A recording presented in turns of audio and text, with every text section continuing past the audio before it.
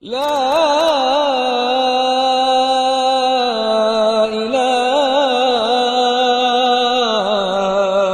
إلا الله.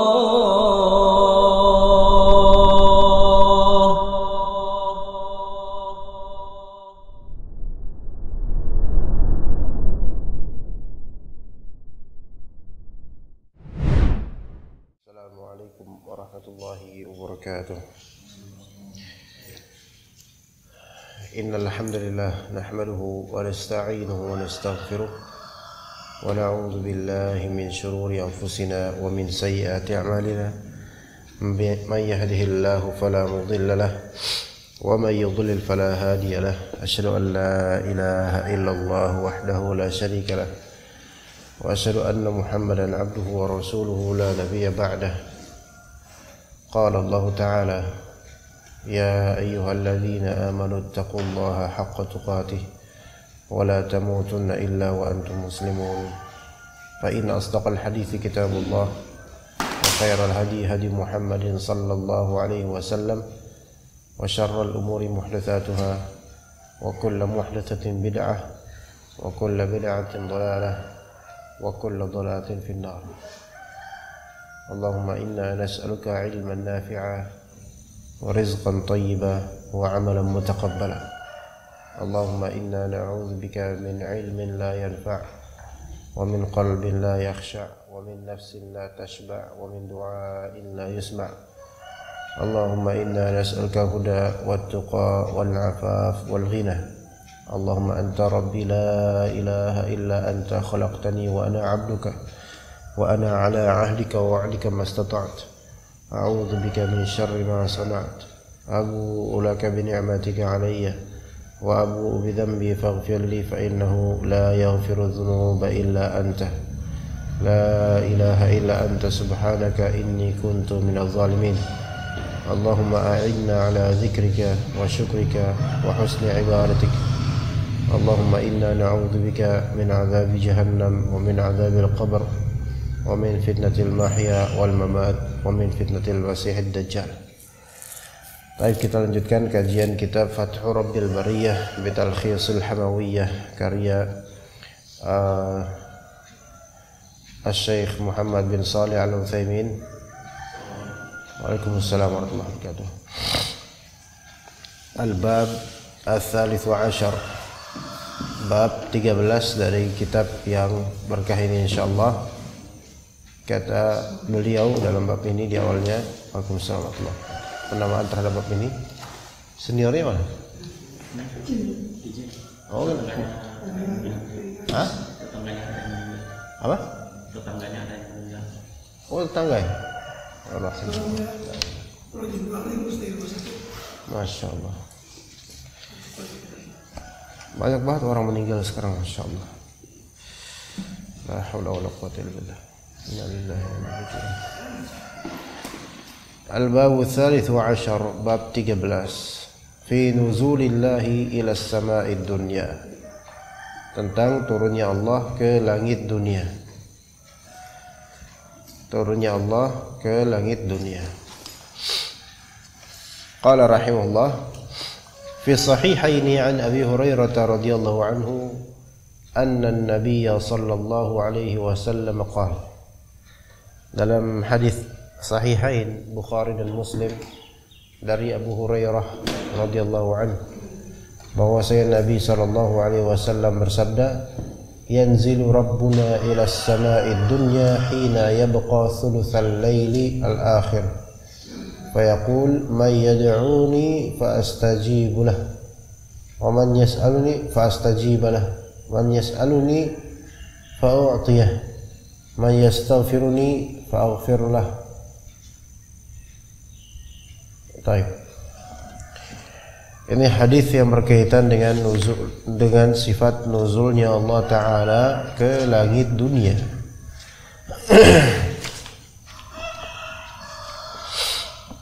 Kata Nabi SAW, yanzilu rabbuna ila sama'id dunya, turun Rabb kita ke langit dunia. As-sama, kita mengetahui as-sama yaitu langit, segala yang disebut langit maka itu adalah as-sama. Dan dalam ayat dan juga hadis kita ketahui as-samawat itu ada 7 lapis. As-samaul ula yang paling pertama adalah yang paling terdekat dengan kita, itu as-sama ad-dunya. As-samaud dunya, langit dunia. As-sama artinya ketinggian, ad-dunya artinya kerendahan, paling rendah. Ad-dunya artinya paling rendah, adna syai'. Jadi langit yang paling rendah disebut as-samaud dunya. Dan as-samaud dunya ini sangat luas dan tidak bisa kita rengkuh sama sekali. Bumi saja tidak bisa kita selancar seluruhnya, apalagi langit, walaupun langit dunia. Maka as-samaud dunya, langit yang paling rendah. Allah Subhanahu wa taala turun ke langit dunia. Ini sifat nuzulnya Allah Subhanahu wa taala. Nah, sifat nuzul, turunnya Allah secara hakiki yang sesuai dengan keagungan dan kemuliaannya. Dan sifat nuzul ini sifat fi'liyah, yata'allaqu bi masyiatihi. Sifat fi'liyah Allah Ta'ala yang memang berkaitan erat dengan kehendak Allah Ta'ala. Dan Allah yaf'alu ma yasha'. Jadi Allah Ta'ala turun ke langit dunia. Apakah secara mutlak di setiap saat? Maka jawabannya tidak, karena ada takyid di sini dan pembatasan, yaitu hina yabqa thuluthul lailil akhir, ketika sisa sepertiga malam terakhir. Ya, sepertiga malam terakhir. Taib. Jadi ditakyid dari segi waktu hanya di sepertiga malam terakhir Allah Ta'ala turun ke langit dunia. Kalau kita hitung thuluthul lail al-akhir, berarti sepertiga terakhir nih. Dan al-lail, malam itu dalam syariat Islam dan dalam perhitungan qamariyah hijriyah dimulai dari ghurubus syams. Malam mulai dari maghrib. Maghrib kita jam 18 lewat 18. Subuh jam 4 lewat 41. Oke, anggaplah jam 6 sampai jam setengah 5. Itu malam. Jam 6 sampai jam setengah 5. Ini tidak ada ibrahnya di uruf Indonesia ya. Kita bicara tentang syariat dan hadis Nabi SAW. Kalau misalnya di Indonesia relatif malam itu jam berapa coba? Ya enggak?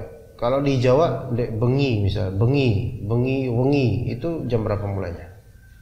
Wengi, Pak. 9 itu wengi itu.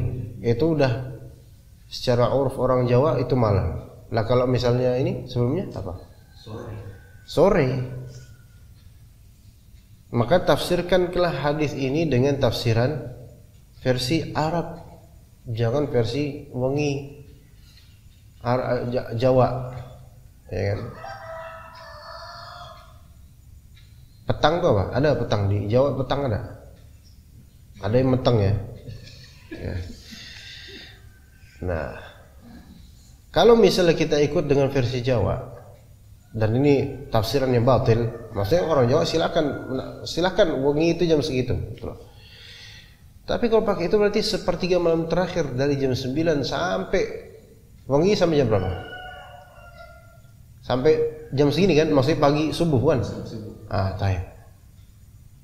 Sampai jam setengah 5. Jam 9 sampai jam setengah 5. Berarti jumlahnya berapa itu? 7,5 jam. 7,5 jam dibagi 3. Kira-kira 2,5 jam per ini. Ya, maka hitung aja tuh, berarti mulai dari jam 2 sampai jam setengah 5 itu sepertiga malam terakhir. Maka pada saat itulah Allah Ta'ala turun ke langit dunia. Itu kalau tafsiran versi Jawa, tapi enggak seperti itu. Maka kita kembalikan tafsirnya ke versi bagaimana bahasa Arab pada orang-orang Arab memahami lail atau secara syariat. Maka al-lail dimulai dari ghurubus syams. Mulai dari maghrib, kita lihat maghrib jam 6. Selesainya malam jam setengah 5. Maka dibagi aja sepertiga itu. Sepertiga malam terakhir berarti mulai jam 6 sampai jam setengah 5, berarti itu sampai 10,5 jam, betul tak? Betul nggak ikhwan? 10,5 jam. Ya jam 6, kalau kita jam 6 masih maghrib sore sama setengah. 10,5 jam bukan? Iya, 6,5 jam. Di sini. Ya 6, 7, 8, 9, 10, 10,5. 10,5 bagi 3. 3,5. Ikan per 3,5 kan? Berarti ini jam 6 sampai setengah 10. Itu seperti malam pertama. Maka sebagian ulama memberikan batasan bahwasanya salat Isya boleh diakhirkan sampai nisful lail atau thuluthul lail al-ula al-awal sampai jam setengah 10-an gitu loh. Boleh ditakhir salat Isya. Oke, kemudian dari jam setengah 10 sampai jam 1 itu udah midnight ya. Ya. Kemudian dari jam 1 sampai jam setengah 5 maka itu adalah waktu sepertiga malam terakhir. Maka seseorang ketika berada pada waktu tersebut dia melakukan amalan doa, minta sama Allah, istighfar sama Allah, maka dia mendapatkan ini. Mendapatkan momentum ini gitu. Oke, seperti itu. Jadi jam 1 kalau hari-hari ini jam 1. Berarti kalau tahajud pada jam-jam segitu afdal karena lebih dekat dengan Allah Subhanahu wa taala. Ya, jadi hina yabqa thuluthul lail al-akhir. Fayaqul, kemudian Allah berkata, "Man yad'uni fa astajib lah." Siapa yang berdoa kepadaku maka aku akan memperkenankannya. Man yas'aluni fa a'tiyah. Siapa yang minta kepadaku maka aku akan memberinya. Man yastaghfiruni fa aghfiralah. Siapa yang memohon ampun kepadaku maka akan aku ampuni dia. Ya. Tapi apa bedanya man yad'uni dengan man yas'aluni? Mana yang lebih umum, doa atau soal? Doa atau soal? Ayo, Pak Niman. Mana yang lebih umum, mana yang lebih khusus, doa atau soal? Apakah semua doa adalah soal atau semua soal adalah doa? Semua soal kepada Allah adalah doa, tapi tidak semua doa adalah soal. Betul enggak? Makanya doa terbagi menjadi dua, doaul ibadah dan doaul masalah. Nah, doaul masalah berarti menyeru kepada Allah dengan meminta kepada Allah, maka Allah akan memberikannya, gitu ya. Nah, kalau doa secara mutlak baik itu ibadah atau masalah, maka ini lebih umum lagi. Maka lebih awal disebutkan man yad'uni fa astajibalah. Siapa yang menyeruku berdoa kepadaku maka aku istijabah, aku jawab. Paham gak ikhwan? Jawab. Orang yang menyeru apakah mesti meminta? Enggak kan? Nah. Tapi menyeru Allah Subhanahu wa taala dalam artian doaul ibadah dan zikir itu ada ganjaran ya? Iya ada. Karena dia zikir mengingat Allah Subhanahu wa taala. Maka aku akan perkenankan dia baik dengan memberikan, ya menjawab, Allah akan menjawab. Baik menjawab dengan pemberian rahmat, menjawab dengan pemberian ganjaran, menjawab dengan penyimpanan pahala di surga nanti.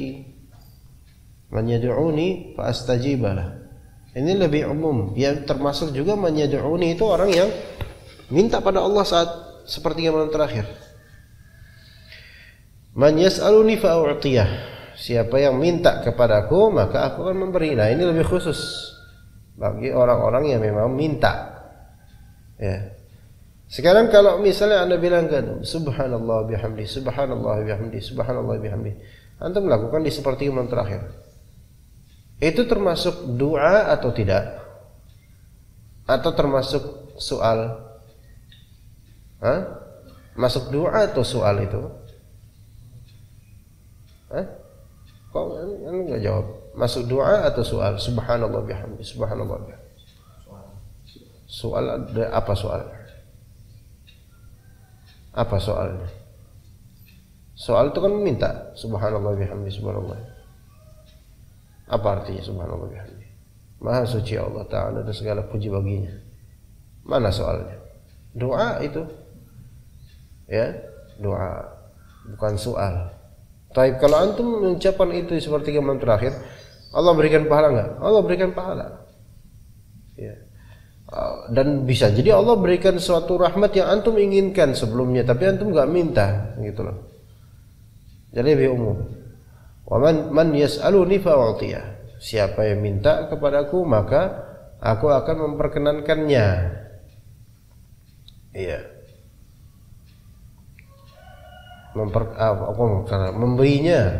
Memberinya. Man yastaghfiruni fa'aghfirullah. Siapa yang minta pengampunan maka aku ampuni. Nah, lihat di sini ini ajaib ini sini. Man yad'uni fa astajib lah, man yas'aluni fa a'tiyah, man yastaghfiruni fa aghfir lah.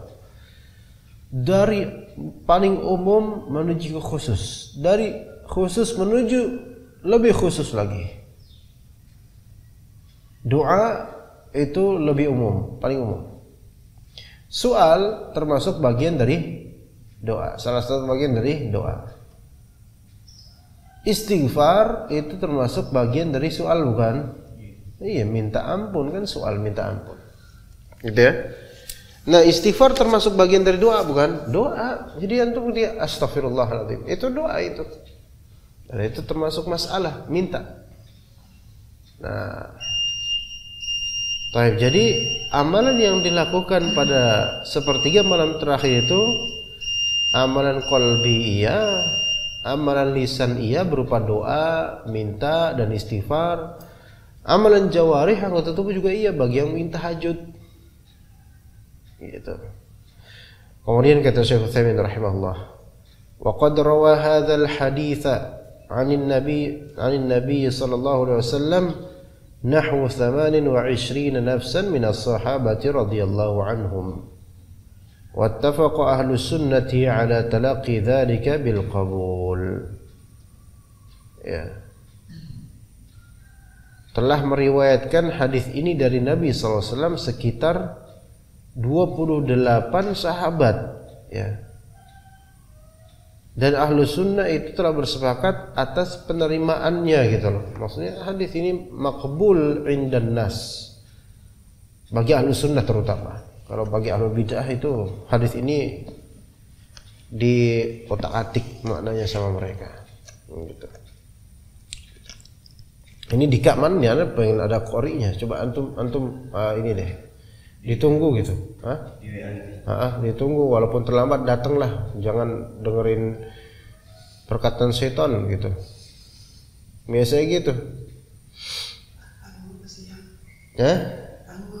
Iya biasanya gitu, ya. Kecuali kalau sakit kayak Pak Neman gitu sakit. Itu maklum. Ya, jadi kadang-kadang kita begitu, Ikhwan. Wah, udah siang lah. Padahal kajian masih lama selesai ya. Iya, kita aja mungkin selesai bisa jam 9 ya Pak Neman. Anda sih selesai jam 7 Pak, antum aja 9 di sini sendiri. Oke, kemudian kata beliau rahimahullah, wa nuzuluhu ta'ala ila as-sama'id dunya min sifatihil fi'liyatil lati tata'allaqu bi masyiatihi wa hikmatihi wa huwa nuzulun haqiqiyyun yaliqu bi jalalihi wa 'azamatihi. turunnya Allah Ta'ala ke langit dunia itu termasuk sifat-sifat Allah Ta'ala yang fi'liyah, sifat-sifat perbuatan Allah Ta'ala, perbuatan Allah Ta'ala. Jadi turunnya Allah adalah perbuatan Allah Subhanahu wa Ta'ala, dan perbuatan Allah Subhanahu wa Ta'ala berupa turun atau sifat fi'liyah itu akan selalu memang tata'allaqu bimasyiatihi wa hikmatihi. Itu pasti bergantung pada kehendaknya dan juga kebijaksanaannya. Terserah Allah, gitu. Paham gak, ikhwan? Allah itu kalau udah yaf'alu ma yurid, yahkumu ma yurid, yaf'alu ma yasha. Terserah Allah mau melakukan apa. Nah, sekarang kalau Allah Ta'ala tidak mau melakukan, bisa nggak? Terserah Allah, bisa. Hanya ketika kita dapat riwayatnya bahwasanya Allah melakukan ini, kita wajib mempercayai Allah pasti melakukan ini tanpa pernah melanggarnya. Paham? Gini loh, kalau misalnya antum bilang, Ustaz, ana Ustaz tiap malam Ustaz, ana selalu wudu. Itu perbuatan antum, ya kan? Ana tiap malam selalu wudu, gitu kan? Bisa ana bilang, Alwi bisa. Alwi ngomong ke ana, Ustaz, ana tuh tiap malam sebelum tidur selalu wudu. Wudu itu perbuatan bukan? Perbuatan. Perbuatan siapa di sini? Alwi. Ditakkid, diikat dengan waktu, yaitu sebelum tidur malam. Oke. Dia mengabarkan seperti itu. Baik. Dan dia adalah orang yang paling jujur sedunia, misalnya. Nah, apakah antum percaya bahwa saya setiap sebelum tidur dia pasti wudu? Dia sebelum tidur dia bakal wudu? Percaya nggak? Percaya. Ini orang biasa percaya. Tapi mungkin ini kan wudu sebelum tidurnya dia, ini berkaitan dengan apa? Kehendak dia bukan? Iya, kalau dia pengen wudu. Tapi antum memastikan nggak? Berani nggak memastikan bahwa saya setiap hari, sama sekali setiap hari sebelum tidurnya dia malam pasti wudu setiap hari? Belum tentu kan? Kadang mungkin karena lupa, ya enggak? Ketiduran, atau lagi mager, atau lagi sakit, gitu. Nah, kalaupun kita percaya dia setiap sebelum tidur malam wudu terus, kita nggak bakal percaya kalau memang betul-betul sepanjang hidup kayak gitu, enggak. Tapi itu makhluk. Kalaupun makhluk berkehendak sesuatu, dia tidak akan bisa melakukannya tanpa Allah menghendakinya. Bagaimana dengan Allah? Adakah yang mencegah Allah Ta'ala untuk turun ke langit dunia? Enggak. Allah Ta'ala mengabarkan kepada kita bahwasanya Allah turun ke langit dunia sepertiga malam terakhir. Taib, sekarang antum percaya enggak bahwa hal itu terjadi? Percaya. Dan akan selalu terjadi pada setiap malam terakhir? Iya, karena Rasulullah SAW tidak akan bohong dengan hal ini. Maka apakah antum ragu kemudian mengatakan bisa saja di suatu malam Allah tidak turun? Berani nggak ngomong gitu? Enggak berani. Kecuali kalau ada dalil yang menunjukkan itu. Tapi nggak ada dalil menunjukkan itu. Dalilnya adalah yaitu ya secara tiap saat, tiap hari, tiap malam, sepertiga malam terakhir. Begitu ikhwan. Ya, itulah bedanya Allah dengan Al-Khaliq dengan Al-Makhluk. Makhluk kalau dia mempunyai sifat fi'liyah yang bergantung pada kehendaknya, sesungguhnya ia tidak akan bisa melaksanakan hal tersebut kecuali kalau Allah takdirkan. Kalau Allah tidak takdirkan, nggak bakal dia terjadi. Antum mau sehebat apapun sholat malam, antum mengklaim saya tiap malam dari usia 20 tahun sampai sekarang sholat malam terus. Ya, kita percaya. Tapi memastikan bahwa saya every single malam, Allah alam. Bisa jadi Allah nggak berkehendak antum untuk sholat tahajud malam ini atau malam kemarin dan seterusnya. Mungkin karena malas, kebablasan dan seterusnya. Oke. Wa huwa nuzulun haqiqiyyun yaliqu bi jalalihi wa 'azamatihi. Dan dia adalah turun, sifat turun yang secara hakiki, yang layak dengan atau sesuai dengan kemuliaan dan keagungan Allah Subhanahu wa ta'ala. Kalau udah diginiin ya kita nggak perlu mereka-reka, nggak perlu menggambarkan dan kiaskan bagaimana turunnya Allah Subhanahu wa taala, bahkan itu nggak boleh. Oke. Kemudian kata Syekh Utsaimin rahimahullah, wala yasihhu ta'rifu ma'na tahrif wala yasihhu tahrifu ma'nahu ila nuzuli amrihi aw rahmatihi aw malakin min malaikatihi.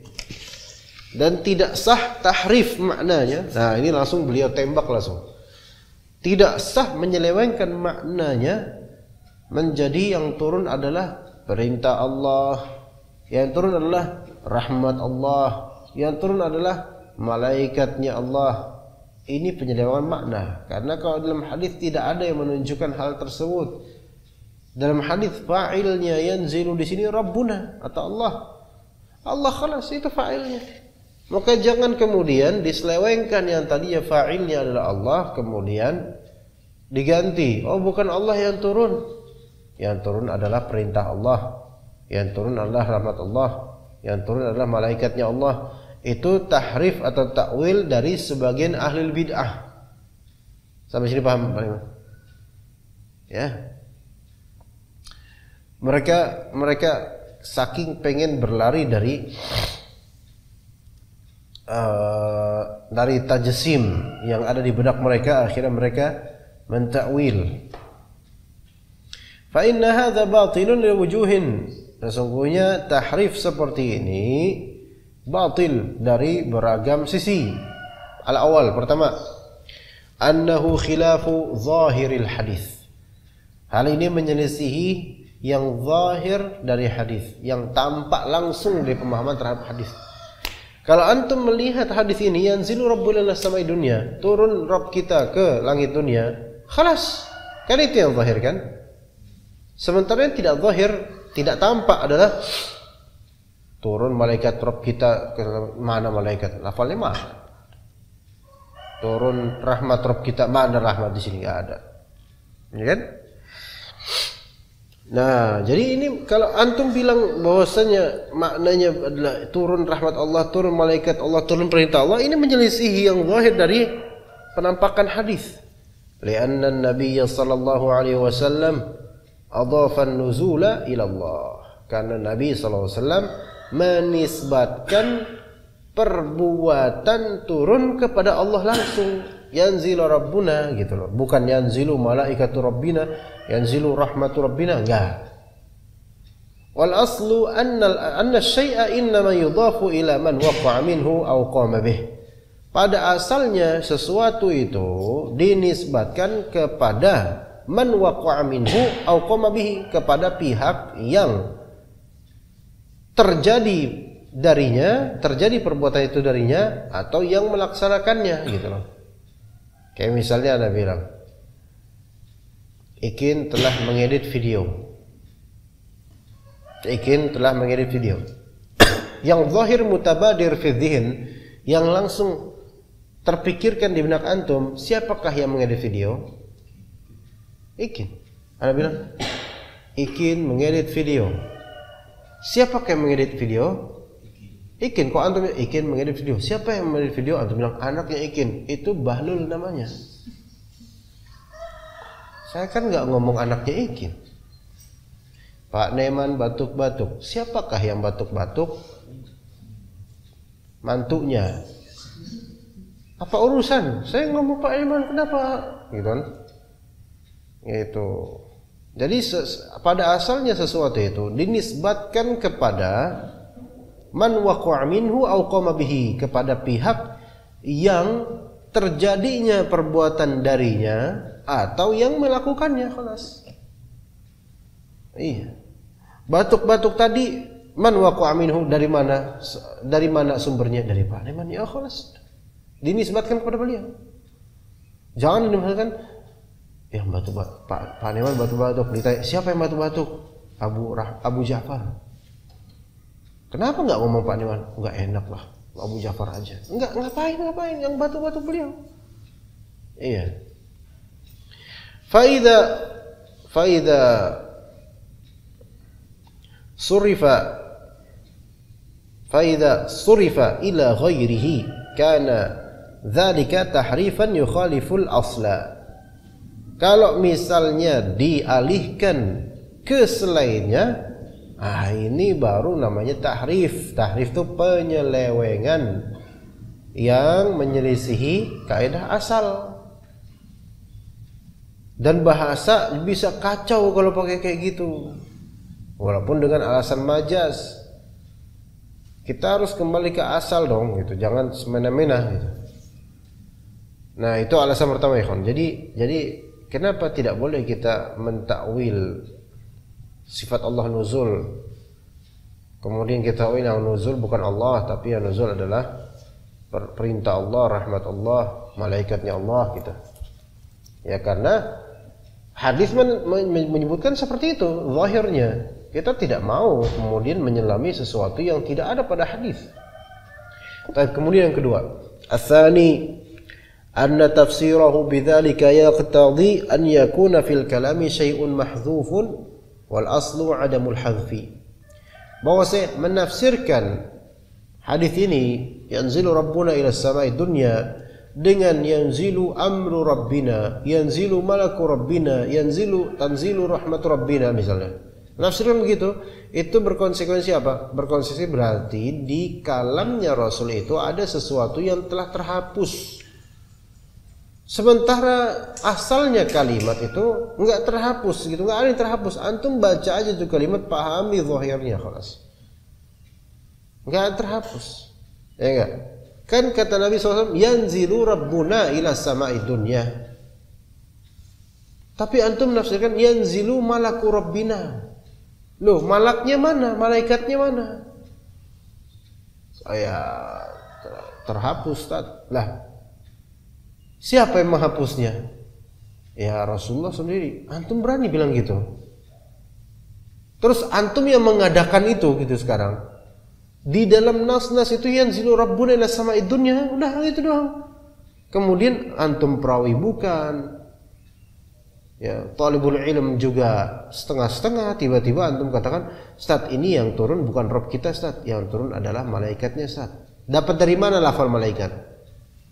Ya, ada sesuatu yang mahdzuf, Ustaz. Siapa yang menghapusnya? Apakah Rasulullah? Atau perawi hadis? Atau Al-Imam Al-Bukhari yang menghapusnya? Na'udzubillah min dzalik. Atau antum yang merasa bahwa saya situ ada yang dihapus. Kemudian antum adakan sekarang. Gimana, paham gak ikhwan? Antum paham gak? Agak kurang paham. Hah? Yang mana nih? Yang kedua nih. Jadi gini nih. Nih misalnya ada contoh ya. Enggak dia hadis ini dulu nih.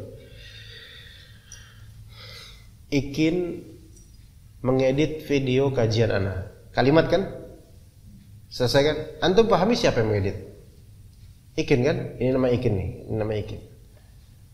Nah, tiba-tiba Alwi partnernya nih mengatakan, Ustaz, yang edit video antum bukan Ikin, Ustaz. Apa ya?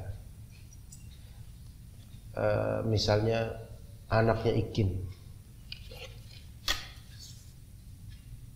Anaknya Ikin.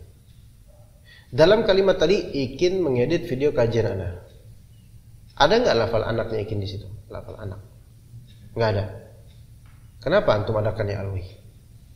Bikin alasan, ayo kenapa antum adakan? Yang nomor 2 ini kenapa? Karena apa? Ikinnya nggak ada. Ikinnya nggak ada gimana? Di rumah nggak ada di depan laptop. Antum mana sih barang yang bisa dilempar nih? Antum nggak sesuai dengan alur yang ana inginkan. Karena ada yang terhapus, Ustaz, gitu lafalnya. Harusnya anaknya Ikin, gitu loh. Paham nggak di sini? Nah, tapi dinisbatkan Ikin ini gitu loh. Harusnya anaknya Ikin, gitu kan? Baik, sekarang aku tanya, Alwi. Hakikatnya mana yang benar? Ikin yang edit apa anaknya, gitu loh.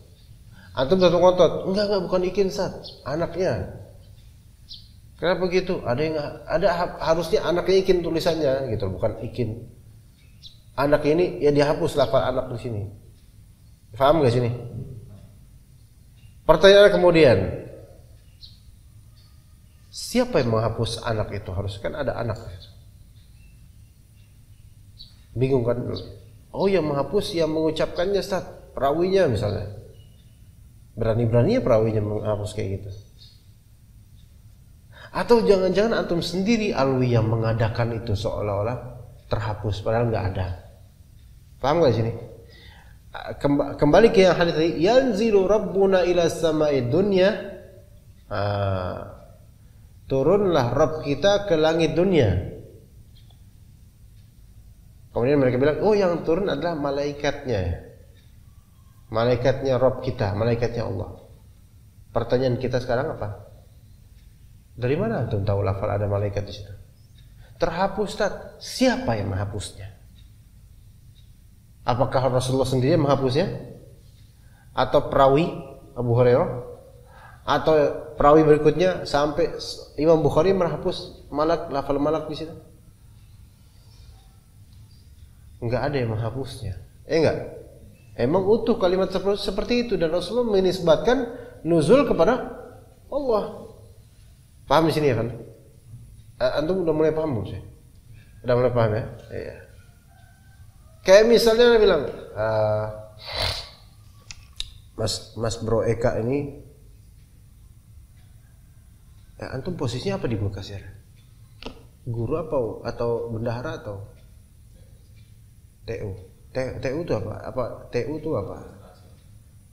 Ya sivitas lah ya, apa namanya, pegawai lah ya. Mas Bro Eka bekerja sebagai pegawai Ibnu Katsir. Kemudian ditakwil sama Pak Liman, bukan Mas Bro Eka-nya yang kerja, tapi anaknya yang kerja misalnya, atau tetangganya yang kerja. Anda yang tahu tentang beliau, antum nggak tahu apa-apa Pak tentang beliau gitu kan? Anda yang tahu tentang beliau, Anda mengabarkan, terus antum takwil dengan alasan ada yang terhapus Ustaz kalimatnya. Lah, yang ngomong saya kok, yang menganggap ada yang terhapus kok sampean gitu loh. Gimana? Jadi kan rancu jadinya. Nggak mungkin Mas Bro Eka yang bekerja secara, kenapa nggak mungkin? Itu yang dipikir mereka, nggak mungkin Allah turun ke langit dunia. Kalau malaikat mungkin. Kenapa mereka bilang nggak mungkin turun ke langit dunia? Karena di benak mereka itu turun, Allah turun kayak gini gitu loh. Mereka membayangkan turunnya Allah. Jangan dibayangin, imani saja khalas. Ya, antum fahami maknanya, imani kemudian dan amalkan konsekuensinya, selesai kan? Oke gitu. Sampai sini nomor 2. Nomor 3, ats-tsalits. Anna nuzula amrihi aw rahmatihi la yakhtassu bihadzal juz'i minal lail. Bal amruhu wa rahmatuhu yanzilani kulla waqtin. Bahwasanya turunnya perintah Allah, atau ini menurut takwilan mereka ya, tafsir mereka, turunnya perintah Allah atau turunnya rahmat Allah itu tidak khusus di serpihan bagian dari malam ini saja, melainkan perintah Allah dan rahmat Allah itu turun setiap waktu. Betul nggak? Iya, turun setiap waktu.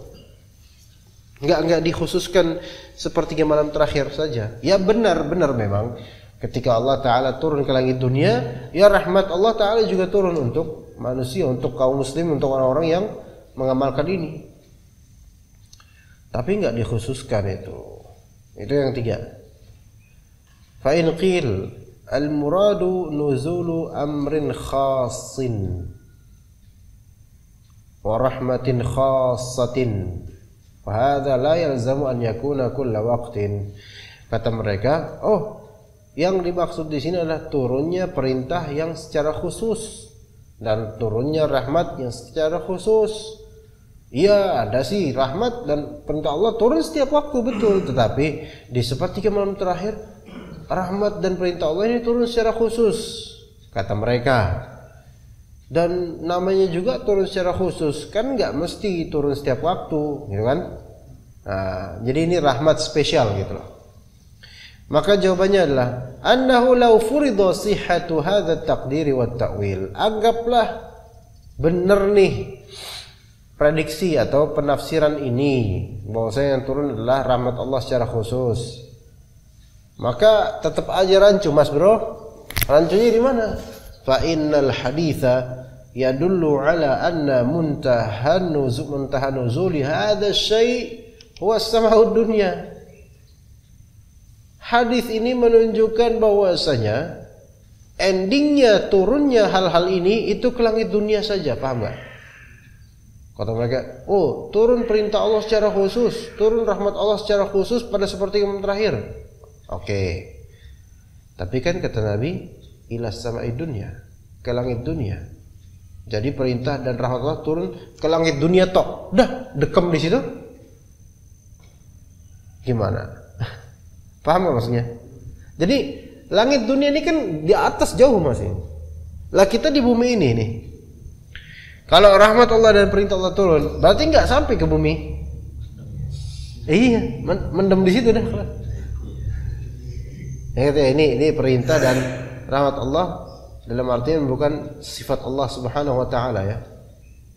Iya. Bukan sifat Allah karena rahmat itu terbagi menjadi dua. Ada rahmat Allah taala, maksudnya di sini adalah sifat zatiyah Allah, ya, sifat zatiyah Allah atau sifat fi'liyah Allah taala, dan ini bukan makhluk jelas. Ada rahmat dalam artian bukan sifat Allah taala, tetapi makhluk. Paham enggak di sini, Pak? Nah, begitu. Fal jawabu, ya tadi udah ya. Kalau misalnya emang benar yang turun adalah perintah Allah, rahmat Allah, tapi turunnya cuma sampai ila samai dunia tok. Nah, oke lah. Wa ayyu faidatin lana fi nuzuli rahmatin ila samai dunia hatta yukhbirana an-nabiy sallallahu alaihi wasallam anha. Lalu faedah buat kita apa nih? Kalau misalnya ternyata turunnya rahmat Allah ke langit dunia, faedahnya apa? Kan cuma mendekam doang di sana rahmat Allah Subhanahu wa taala. Sampai kemudian Rasulullah mengabarkan kepada kita hal tersebut, apa faedahnya? Begitu. Ar-rabi' yang keempat. Annal haditha dalla ala anna alladhi yanzilu yaqul man yad'uni fa astajib lah wa man yas'aluni fa utiyah man yastaghfiruni fa aghfir lah. Wa la yumkinu an yaqula dzalika ahadun siwa Allah Subhanahu wa ta'ala. Hadis ini udah jelas menunjukkan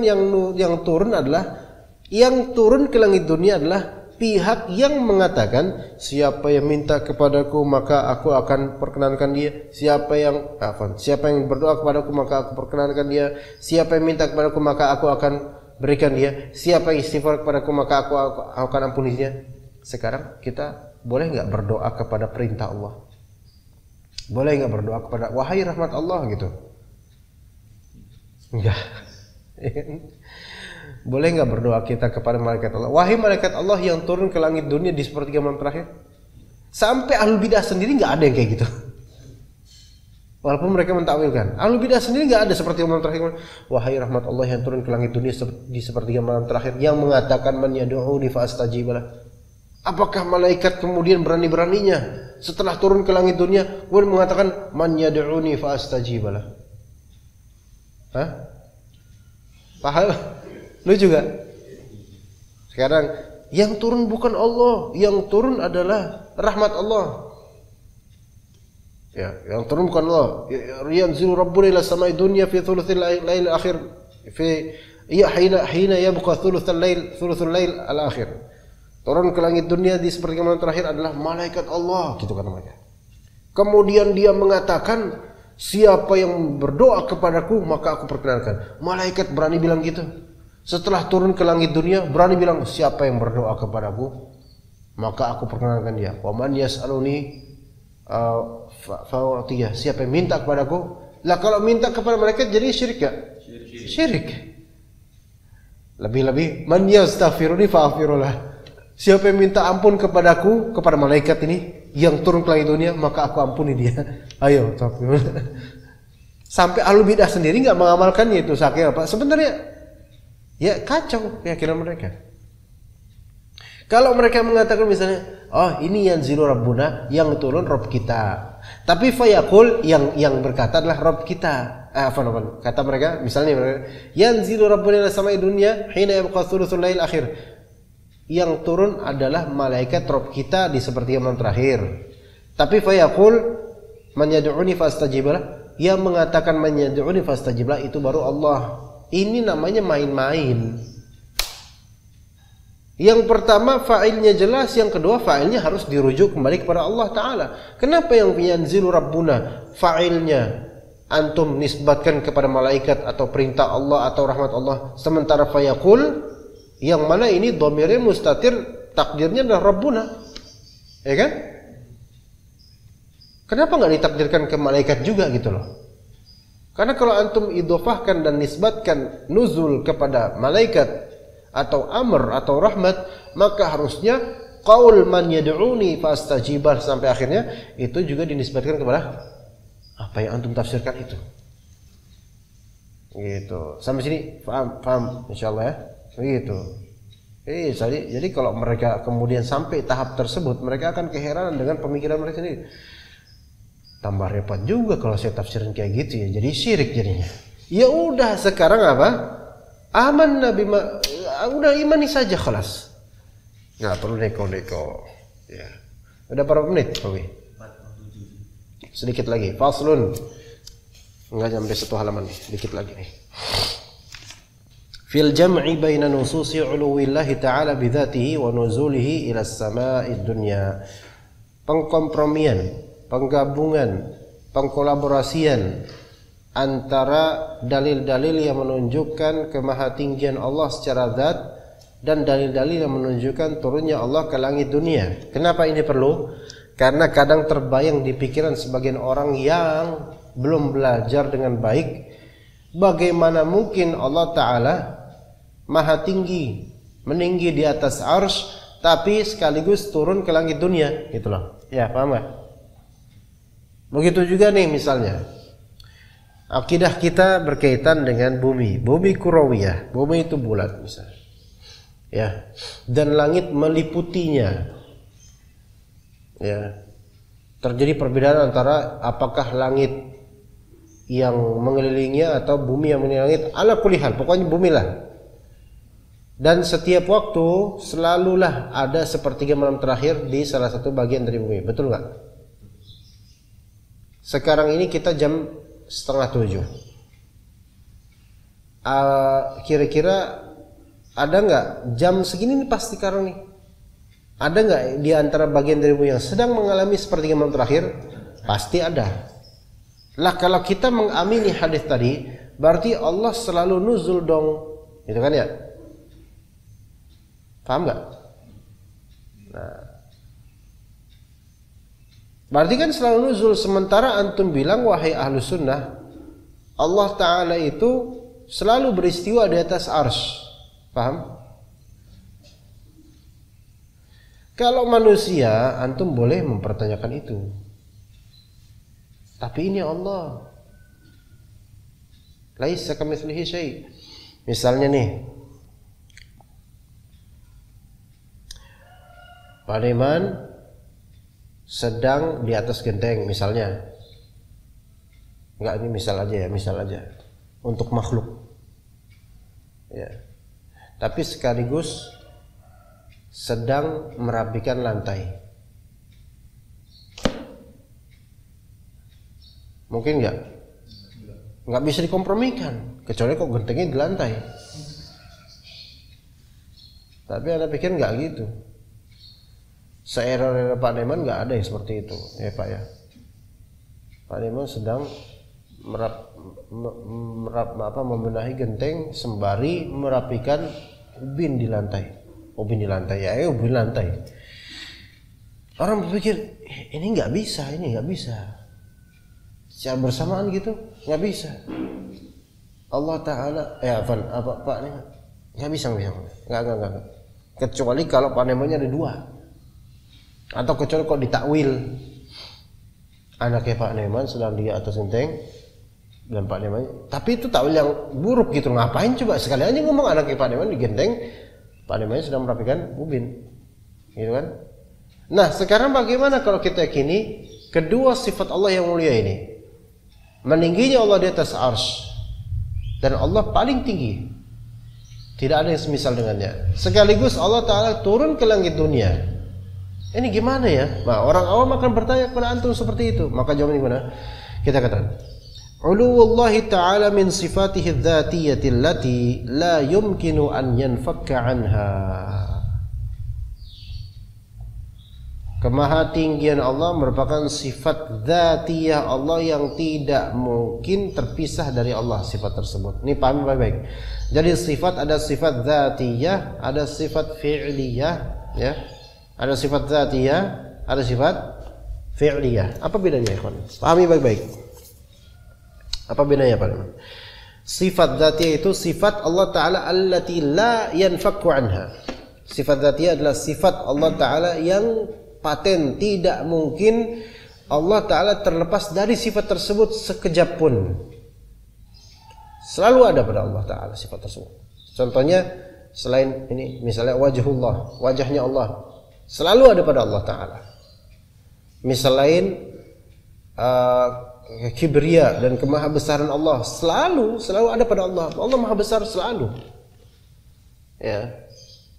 Kemudian keagungan Allah, kemuliaan Allah selalu ada pada Allah. Kemudian ulu, sifat tingginya Allah selalu ada pada Allah. Baik, sampai sini paham ya? Ini sifat apa? Dzatiyah. La yumkinu an yanfakka anha. Tidak mungkin terpisah Allah Ta'ala dengan sifat tersebut, karena itu sudah ada pada Allah selalu dan tak akan pernah hilang darinya. Ada yang kedua, sifat apa? Fi'liyah. Nah, adapun sifat fi'liyah ini, ya, sifat allati tata'allaqu bi masyiatillah. Sifat fi'liyah, sifat perbuatan, adalah sifat-sifat Allah yang berkaitan, bergantung pada kehendak Allah. Kalau Allah berkehendak Allah melakukan, ya, kalau Allah tidak berkehendak ya tidak Allah lakukan, gitu loh. Gitu ya. Nah, sekarang kemahatinggian Allah itu selalu ada pada Allah enggak? Selalu ada pada Allah. Tapi Allah turun ke langit itu bergantung pada kehendak Allah kalau Allah mau, ya kan? Baik. Nah, sekarang muskilahnya kita udah tahu itu ya. Kita udah tahu. Apakah sifat nuzulnya Allah, turunnya Allah Ta'ala ke langit dunia itu sifat yang selalu ada pada Allah sampai kapanpun walaupun dunia ini udah hancur? Tetap Allah Ta'ala memiliki sifat nuzul ke langit dunia? Enggak. Karena Allah Ta'ala menentukan dirinya, menghendaki dirinya untuk nuzul ke langit dunia di sepertiga malam terakhir. Berarti selama dunia ini ada kan? Dan kita imani itu. Kita imani itu. Khalas, enggak usah digambar-gambarkan. Nah, sekarang Allah itu kan selalu berada di atas seluruh makhluknya. Tidak mungkin sifat ulu dan kemahatinggian itu terpisah dari Allah. Selalu ada itu. Tapi di sisi lain, Allah Ta'ala turun ke langit dunia. Nah, itu dia masalah. Ya kan? Paham nggak? Kalau makhluk kan nggak bisa kayak gitu. Misalnya kalau makhluk ya. Nah, maka kita katakan wa huwa la yunafi ma ja'at bihi an-nusus min nuzulihi ila as-sama'i dunya. Tapi kemahatinggian Allah yang merupakan sifat terus yang selalu ada pada Allah itu tidak bertentangan dengan apa-apa yang ada di hadis, di nas, di Al-Quran atau Sunnah dari turunnya Allah Ta'ala ke langit dunia. Bagaimana mengkompromikannya? Wal jam'u bainahuma min wajhain. Ada dua cara mengkompromikannya. Pertama, al-awwal anna an-nususa jama'at bainahuma wan nususu la ta'ti bil muhal kama taqaddam. Bahwasanya nas-nas syariat itu telah menggabungkan kedua sifat ini. Dan nas-nas syariat Al-Quran Sunnah tidak mungkin datang sebagai sesuatu yang mustahil, selalu benar. Percayain aja gitu intinya. Asani, yang kedua. Nah, ini yang kedua nih lebih mudah untuk dipahami orang awam. Annallaha laisa kamitslihi syai'un fi jami'i sifatih. Bahwasanya Allah Ta'ala tidak ada yang semisalnya dalam semua sifatnya. Enggak ada makhluk yang bisa menyerupai sifat Allah Subhanahu wa taala. Artinya, falaisa nuzuluhu kanuzulil makhluqin hatta yuqala innahu yunafi 'uluwahu wa yunaqiduh. Artinya,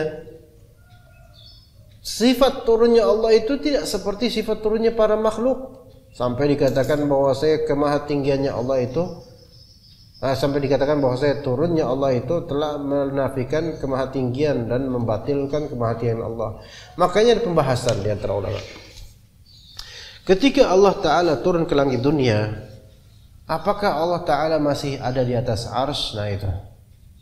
Ada 3 sikap para ulama terhadap pertanyaan seperti ini. Nah ini akan ditanya juga antum nanti. Kalau misalnya Allah Ta'ala turun ke langit dunia di seperti yang terakhir, dan Allah Ta'ala meninggi di atas arsy, pas Allah Ta'ala turun ke langit dunia, apakah Allah Ta'ala ada di atas arsy? Maka ada 3 pandangan ulama. Pertama, ulama yang tawakuf dalam masalah ini dan tidak mau berbicara. Tawakuf. Saya enggak bilang Allah Ta'ala karena mereka bertanya gini, kalau Allah Ta'ala turun ke langit dunia, arsy itu kosong, yakhlu minhu, atau tetap ada Allah? Paham enggak? Gitu ya. Maka sikap pertama tawakuf di antara ulama, di antara Syekh Utsaimin sendiri. Kedua, di antara ulama ada yang mengatakan bahwasanya iya, arsy-nya yakhlu minhu, yaitu Allah Ta'ala tidak ada di atas arsy-nya, melainkan Allah Ta'ala turun ke langit dunia. Itu pandangan kedua. Pandangan yang ketiga, dan ini pandangan Syekhul Islam Ibnu Taimiyah rahimahullah, bahwasanya Allah Ta'ala tetap di atas arsy dan Allah turun juga ke langit dunia. Namun Syekh Muhammad bin Shalih Al-Utsaimin lebih memihak kepada tawakuf fil masalah. Enggak, saya enggak mau ngomong. Kenapa begitu? Satu dzari'ah ya kawan. Menutup posibilitas negatif. Pertanyaan seperti ini tidak perlu ada. Kita mengikuti Imam Malik rahimahullah. Kita ikuti Imam Malik. Wasu'alu anhu bid'ah. Kenapa pertanyaan ini ada? Ya pertanyaan ini karena apa? Menggambarkan Allah Ta'ala di benak. Ya enggak? Antum kalau Allah Ta'ala turun ke langit dunia, nanti arsy kosong enggak? Akan gitu. Itu kan berarti apa? Mentaswir zat Allah Ta'ala di benak. Udah tutup itu. Tapi kadang-kadang ahlul bidah bertanya seperti ini. Makanya ada bagusnya juga kita katakan seperti perkataan Syekh Islam Ibnu Taimiyah. Allah Ta'ala di atas arsy dan sekaligus Allah Ta'ala turun ke langit dunia, dan itu tidak ada masalah dengan Allah Subhanahu wa taala. Dah, laisa kamitslihi syai', gitu aja. Itu kalau udah terpojok ya, kalau misalnya antum sudah memang udah ditodong sama ahlul bid'ah untuk menjawab ini. Pada asalnya tidak perlu ada pertanyaan seperti ini. Antum imani saja khalas. Enggak bisa disamain antara Allah dengan makhluknya. Kira-kira paham ya insyaallah ya? Baik, untuk Talkhis Al-Hamawiyah kita cukup sampai sini insyaallah. Kita lanjut ke kajian Sunan Abi Dawud.